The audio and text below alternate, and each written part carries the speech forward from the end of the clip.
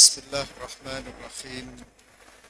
الحمد لله رب العالمين، والصلاة والسلام على أشرف الأنبياء والمرسلين وعلى آله وصحبه أجمعين. السلام عليكم warahmatullahi taala wabarakatuh. Dan salam sejahtera. Yang saya kasihi Tan Sri Datuk Sri Tuan Guru Haji Abdul Hadi Awang, Presiden PAS, yang juga Timbalan Pengurusi Perikatan Nasional Pusat, yang saya hormati Datuk Sri Rina Muhammad Harun, Ketua Wanita Perikatan Nasional Merangkap Calon Parlimen Sepang, yang saya hormati sahabat saya Dato' Dr. Ahmad Yunus Khairi, Timbalan Pengurusi Perikatan Nasional Negeri Selangor Merangkap Calon Parlimen Kuala Langat, yang saya hormati Saudara Rosnizan Ahmad dan juga Datuk Suhaimi Ghazali dan Saudara Ong dan seluruh saf kepimpinan Perikatan Nasional di Kuala Langat dan Sepang, Muslimin, Muslimat, saudara-saudari yang dirahmati Allah sekalian. Apa kabar semua? Kabare, semangat.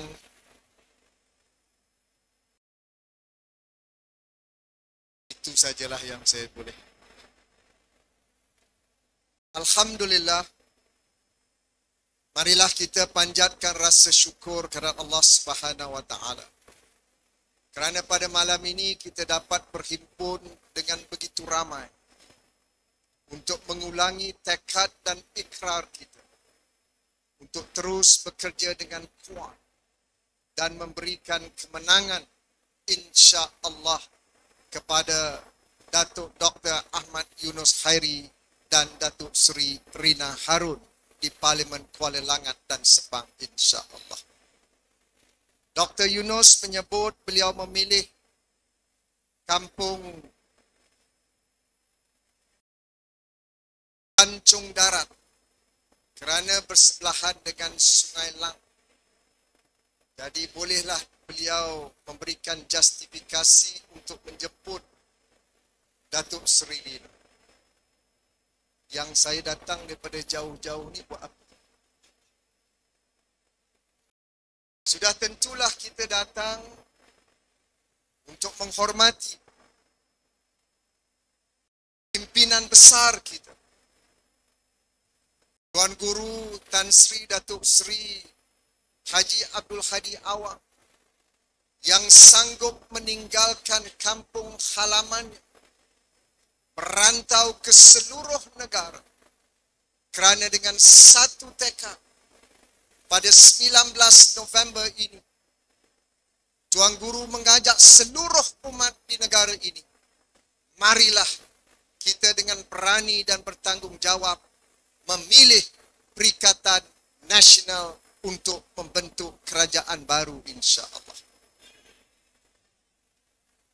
Tuan-tuan dan puan-puan yang saya kasih sekalian, hanya 3 hari yang lalu Perikatan Nasional telah melancarkan manifesto yang memberikan pelbagai tawaran kepada rakyat Malaysia. Mengapa mereka harus memilih dan wajar memberikan sokongan kepada Perikatan Nasional. Kita telah memberikan tawaran yang begitu besar dalam sektor ekonomi, sektor pendidikan dan juga inisiatif sebagai tanda kepedulian dan keprihatinan kita kepada umat dan rakyat Malaysia keseluruhan. Dan kita lihat antara tema besar yang dibawa oleh Perikatan Nasional adalah kerajaan prihatin, bersih dan stabil. Ada rakyat yang bertanya saya, baik kalau itulah tawaran yang diberikan oleh Perikatan Nasional, mereka juga confused kerana di sebelah sana juga menawarkan perkara yang hampir sama. Mereka juga menawarkan kerajaan yang stabil dan tidak rasuah. Mereka juga memberikan gambaran bahawa mereka juga kerajaan yang bersih. tetapi tidak suka untuk rakyat dan pengundi di Kuala Langat dan Sepang membuat pertimbangan pada 19 hari bulan ini. Kerana apa juga pertimbangan kita pada 19 November ini, ianya akan memberikan kesan kepada diri kita, anak kita dan generasi yang akan datang. Bagi saya jawapannya mudah. Pendirian yang diambil oleh Perikatan Nasional tidak sama dengan pendirian di sebelah sana.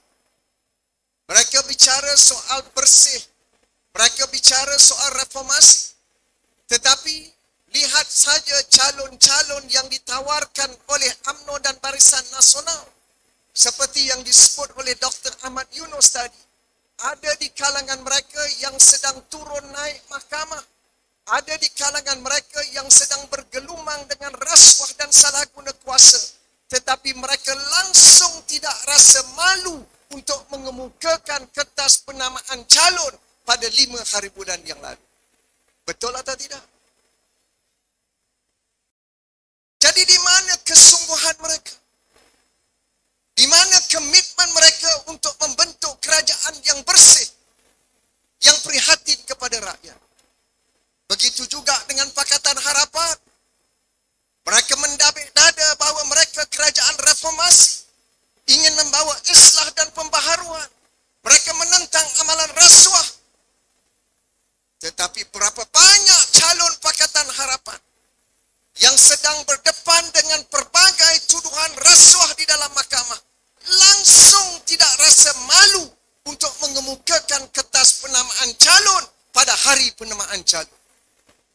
Tetapi alhamdulillah, kita bersyukur kepada Allah Subhanahu wa taala kerana seluruh pimpinan Perikatan Nasional, daripada calon kita di Marang, calon kita di Pagoh, calon kita di Kuala Langat, calon kita di Sepang, calon kita di seluruh negara adalah calon-calon yang bersih, tidak rasuah dan tidak pernah didakwa di dalam mahkamah kerana amalan rasuah dan salah guna kuasa.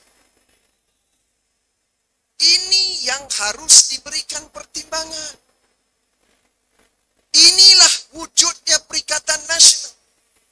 Atas pemikiran yang panjang, wawasan yang begitu jauh, yang dilontarkan oleh Tuan Guru Tan Sri Datuk Sri Haji Abdul Hadi Awang, yang bincang panjang dengan Tan Sri Muhyiddin Yassin pada awal tahun 2020, bagaimana mungkin kita dapat menggabung tenaga dan pemikiran untuk membentuk kerajaan yang kuat, yang gagah, yang bersih, yang stabil demi umat dan negara Malaysia. Alhamdulillah. Seperti yang disebut oleh teman-teman tadi, walaupun tempoh pentadbiran Perikatan Nasional itu singkat, tetapi manfaatnya cukup besar kepada umat dan rakyat besar. Kita nak jadi wakil rakyat, nak jadi pemimpin, sama ada di masjid, di surau, di kampung, di peringkat negara, negeri, biarlah pemimpin itu dapat memberi manfaat kepada rakyat yang dipimpin. Apa makna kita jadi pemimpin, tetapi kita membebankan dan menzalimi rakyat di bawah? Saya berikrar, insya Allah, sekiranya penduduk dan rakyat Kuala Langat dan Sepang memberikan sokongan yang kuat dan padu, kerajaan Perikatan Nasional akan memberikan satu ruang untuk Malaysia ini diangkat martabatnya dan rakyat akan hidup sejahtera insya-Allah. Saya datang ke Kuala Langat dan Sepang bukan untuk menabur janji. Perikatan Nasional selama 2 tahun yang dipimpin oleh Tan Sri Muhyiddin Yassin dan dibantu oleh Tuan Guru dengan jelas menggubal dasar-dasar yang prihatin rakyat, yang peduli rakyat, yang dapat mengangkat martabat rakyat keseluruhannya. Malaysia berdepan dengan satu situasi yang unprecedented, yang luar biasa. Bukan sahaja di Malaysia tetapi di seluruh dunia. COVID-19 dia tak kenal negara itu kecil atau besar. COVID tidak kenal negara itu maju atau tidak maju. Amerika terkesan, Eropah terkesan, negara China terkesan, Malaysia tidak terkecuali. Tetapi Perikatan Nasional telah mengambil satu pendekatan yang bertanggungjawab. Yang pertama, Tan Sri Muhyiddin Yassin dan Perikatan Nasional memberikan fokus untuk menjaga kesihatan rakyat keseluruhan. Bukan mudah, tuan-tuan. Satu virus yang begitu kecil, yang diuji oleh Allah Subhanahu Wa Taala yang tidak kelihatan di mata kasar, telah berjaya meruntuhkan apa yang kita bina selama lebih 60 tahun. Dari segi ekonominya, pembangunan umatnya, negaranya, keseluruhannya runtuh sama sekali. Maka Tan Sri Muhyiddin Yassin dan Perikatan Nasional dengan komitmen yang bersungguh-sungguh telah melancarkan program vaksinasi.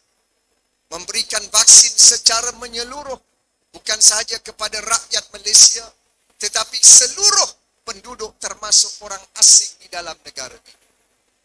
Ada yang menyinggung Perikatan Nasional ketika itu. Mengapa harus kita memberikan vaksin kepada orang asing? Mengapa hanya tidak beri tumpuan kepada rakyat tempat? Ini pandangan yang jumud. Jangan kita lupa, kita ada hampir 5 juta rakyat asing yang berada di dalam negara. Sama ada di sektor perladangan, sektor perkilangan, sektor pembuatan, sektor pembinaan. Kalau kita hanya memberikan vaksin kepada rakyat Malaysia, tidak kepada pekerja asing, mereka mungkin menjadi pembawa atau carrier kepada virus ini yang akan menular dalam masyarakat yang kita juga akan mendapat kesannya. Betul atau tidak? Sebab itu Perikatan Nasional yang dipimpin oleh 2 tokoh negarawan agung ini, Tan Sri Muhyiddin Yassin dan Tuan Guru Tan Sri Datuk Sri Haji Abdul Hadi Awang, mengambil pendekatan no one is safe until everyone is safe. Maknanya tidak ada yang selamat melainkan semuanya selamat. Kita belanja 6 bilion ringgit. Bukan sedikit, 6 bilion ringgit untuk memberikan vaksin.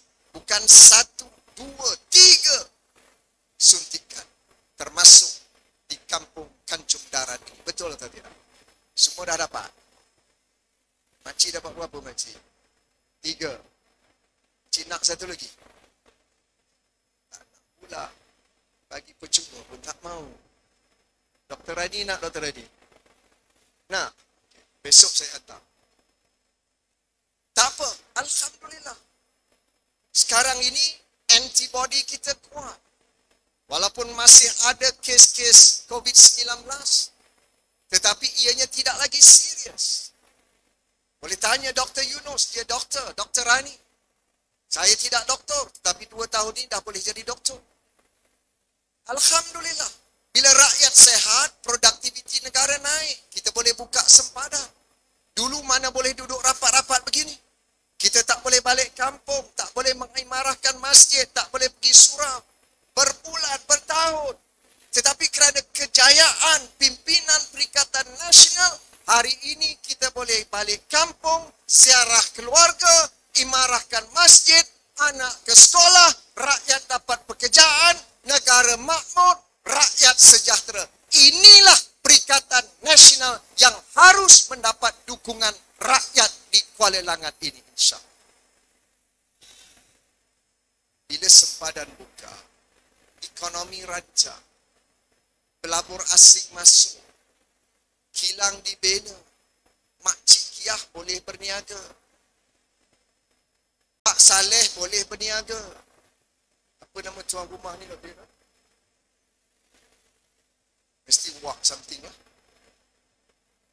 Tadi saya ziarah Wak ni, dia bagi kerepek, kerepek ubi, kerepek pisang. Kalau tak dapat vaksin, kerepek pun tak boleh jual. Kalau itu berlaku, ekonomi negara runtuh. Maka saya sebagai menteri yang diberikan tanggungjawab besar ini, saya terpaksa mengimbangi di antara kesihatan yang cukup penting dan juga kemakmuran ekonomi rakyat. sebahagian sektor perkilangan dan pembuatan. Sebab itu hari ini Malaysia telah diiktiraf. Walaupun ada pihak yang cuba meremehkan kerajaan Perikatan Nasional, kononnya kerajaan yang gagal. Tetapi mereka tidak boleh nafikan dunia telah mengiktiraf Malaysia di bawah Perikatan Nasional antara negara yang terbaik dalam pengurusan COVID-19 dan pemulihan ekonomi negara. Alhamdulillah. Hari ini pertumbuhan ekonomi cukup rancak dan saya percaya kita akan teruskan usaha ini. Jadi tuan-tuan dan puan-puan, malam ini kita berikan ruang sepenuh kepada Tuan Guru yang sanggup turun dalam keadaan cuaca yang lembap seperti ini, tetapi membakar semangat kita. Kita ada tanggungjawab. Jangan letakkan hanya di bahu Tuan Guru sahaja. Jangan letakkan di bahu Tan Sri Muhyiddin sahaja. Setiap rakyat ada tanggungjawab untuk menggerakkan seluruh ahli keluarga kita, kenalan kita, sahabat handai, supaya keluar beramai-ramai pada 19 November. Risikan yang terbaru menunjukkan Alhamdulillah, Perikatan Nasional sudah jauh di hadapan meninggalkan pihak-pihak yang lain menentang kita dalam pilihan raya umum yang akan datang. Kerana rakyat melihat, pertama, manifesto yang ditawarkan itu cukup pragmatik dan cukup prihatin kepada rakyat. Yang kedua, rakyat melihat kesemua calon-calon Perikatan Nasional tidak ada yang terpalit dengan rasuah dan salah guna kuasa. Dan yang ketiga, terbukti dalam tempoh 2 tahun Perikatan Nasional diberikan tanggungjawab di Putrajaya, kita telah berjaya mengangkat martabat umat dan rakyat ingin melihat Perikatan Nasional kembali di Putrajaya untuk meneruskan usaha ini. Dan saya yakin dan percaya dengan kepimpinan Tuan Guru dan Tan Sri Muhyiddin Yassin, insya Allah Perikatan Nasional akan dinobatkan sebagai kerajaan persekutuan di Putrajaya. Boleh atau tidak? Akhirnya saya tak payah nak memperkenalkan Dr. Yunus. Orang Kancung Darat, orang Kuala Langat dah kenal dengan beliau. Saya pun, beliau merupakan sahabat saya di Dini Selangor dengan Dr. Rani. Lama kita di Dini Selangor. Saya masih ingat pengalaman yang amat getir di Selangor ketika saya dilantik sebagai Menteri Besar dengan sokongan Tuan Guru. Terima kasih Tuan Guru. Sebaik saja saya mengangkat sumpah, saya diasak oleh parti saya sendiri. Saya diasak oleh Presiden parti saya sendiri supaya pecat ketiga-tiga exco PAS dalam kerajaan negeri pada ketika itu. Kerana apa? Kerana asakan daripada DAP yang tidak senang melihat PAS menang besar di negeri Selangor pada ketika itu dengan 15 kursi. Dan mengarahkan saya pecat Dr. Yunus, Datuk Iskandar dan juga YB Zaidi ketika itu. Saya lawan Presiden saya. Saya lawan parti saya. Saya lawan DAP pada ketika itu. Saya kata, no way. Saya akan tetap pertahankan PAS dalam kerajaan negeri Selangor ketika itu. Kerana mereka mendapat dukungan rakyat yang tidak boleh ditolak oleh mana-mana parti dalam Pakatan Harapan ketika itu. Dan saya mengenali Dr. Yunus. Tuan Guru, beliau antara tokoh yang telah memberikan khidmat yang cukup cemerlang dalam kerajaan negeri. Dan wajar dalam pilihan raya ini kita angkat beliau setelah berjaya di peringkat negeri, angkat beliau menjadi ahli Parlimen Kuala Langat supaya beliau boleh menjadi pimpinan di peringkat persekutuan dalam pilihan raya yang akan datang, insya Allah. Jadi dengan kata-kata itu saya mohon ampun dan maaf. Saya mengucapkan terima kasih. Mudah-mudahan Allah memberkati pertemuan kita pada malam ini. Sekian. Wassalamualaikum warahmatullahi taala wabarakatuh.